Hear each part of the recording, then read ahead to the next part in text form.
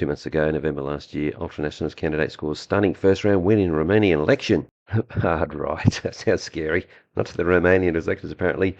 Carlin Georgescu comes from nowhere to win the first round. They don't like surprises. Second round was due on December 8th, December 7th, right at the last minute. What the hell is going on? Here we go. Romania's Constitutional Court cancelled the presidential election because of a Russian hybrid attack. Well, there you go. The Carlin lost an appeal in the courts as it upholds scrubbing fishy presidential election. Well done, Politico. It's just fishy. No evidence, by the way. It just needs to be fishy. So before it was an attack, that's been watered down to a Kremlin-led influence campaign. They know whether it was Kremlin-led or not. But what obviously occurred was the people were hearing information other than the Romanian mainstream media propaganda, and they voted accordingly. No surprises here. Carlin also lost an appeal in the European Court. How'd that happen? All of these shenanigans has apparently backfired because, according to this Bloomberg article just a couple of days ago, Carlin's approval has gone from about 22% up to 38%. Now, they don't go into detail here, but according to this Bloomberg article, he may still be banned. 38% is a bit too much of a lead for them to pull that old trick of saying to the people that, look, your candidate almost won, but just lost. Oh, that's democracy in action. The bad news for them is, as it turns out, Romanians love a good political protest. This was about them changing the penal code during the night of the 31st of January.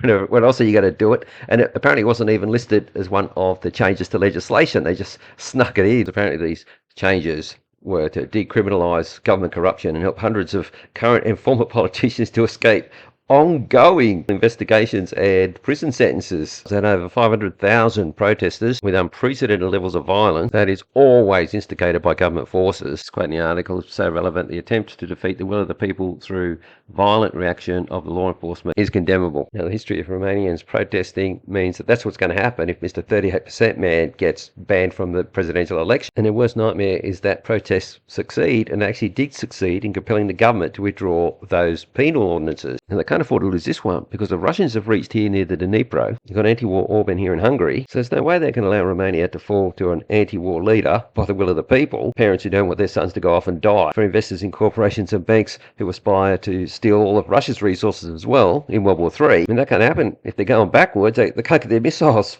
aimed straight at Moscow and everywhere else in Russia if that happens. So what is their solution to this grave problem at this particular point in time? And here we have it. Foreign troops in a major NATO exercise right at this point in time. History has shown that the military will stand down if the protests are big enough and the revolution is going to happen. Foreign troops who don't have family members in the population they're shooting at won't have that barrier. Now, the anti-war parties are gaining momentum throughout Europe, and no doubt would start to happen here. Is there any way they could manipulate it so there could be foreign troops to keep us in line, trying to elect someone who doesn't want to send everyone off to war and die? Defence Personnel Minister Matt Keogh said today, from 1 January 2025, permanent residents from Five Eyes countries and, I quote, any other countries will be eligible to join the Australian Defence Force. Did he get that bit wrong? Well, firstly, from the 1st of July, we will be opening up entry into the Australian Defence Force for New Zealand citizens who have been permanent residents for a year. And then from the 1st of January, that will be extended to Five Eyes countries. That's the decision that we've taken. But we do have an eye beyond that to the Pacific, really. And it's actually, it's a significant Rubicon that's being crossed by government policy today. She goes against government policy itself, and that you have to be an Australian citizen to join the public service. But apparently you can be on our soil, employed by the government, carrying a gun, and you don't have to be an Australian citizen. And that is the pathway that we are walking down. Now, I know there's all sorts of scare campaigns going on, but they are nothing other than that. Oh, thank God for that. I was getting a bit scared for a second.